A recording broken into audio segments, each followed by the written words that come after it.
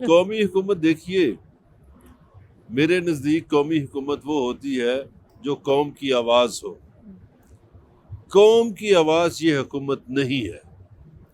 اور اگر اس میں سے آج مولانا فضل الرحمان کو مائنس کر دیے جائے تو صبح مولانا صاحب پریس کانفرنس کریں گے کہ یہ قومی حکومت نہیں ہے. تو اس میں مولانا صاحب کا اور زرداری صاحب کا داؤ لگا ہوا ہے.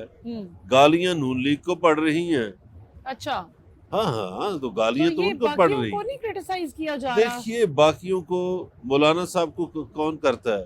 مولانا صاحب نے گورنر اپنا بنوا لیا، اور مبینہ طور پر ابھی جو نگران حکومت ہے خیبر پختونخوا میں لوگ 6 سے 7 7 8 8 کروڑ دے کر وزیر بنے ہیں جی نگران عہد میں. اچھا، ان کا صاحبزادہ بھی وزیر بن گیا. ان کی خواہش تھی 1985 سے کہ مذہبی امور کی وزارت ہمیں مل جائے. ہاں جی. میاں صاحب کو پیپلز پارٹی کا ایک لیڈر ملنے گیا لندن. اچھا. تو اس نے میاں صاحب نے پوچھا کہ سناؤ مولانا صاحب کا کیا حال ہے؟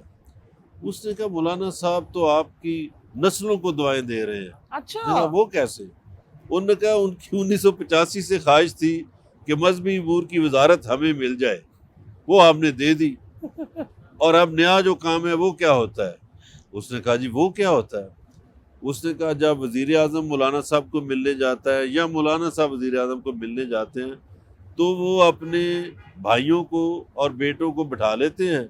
تو وزیر اعظم کو بتاتے جاتے ہیں میرے اس بھائی کا یہ کام ہے، میرے اس بیٹے کا یہ کام ہے، میرے اس بھائی کا فلاں کام ہے. پھر تو جمہوریت بڑی پھل پھول تو رہی ہے آج ہر کل پھیرے ماشاءاللہ. میں 6 7 کام ان کے ہو جاتے ہیں.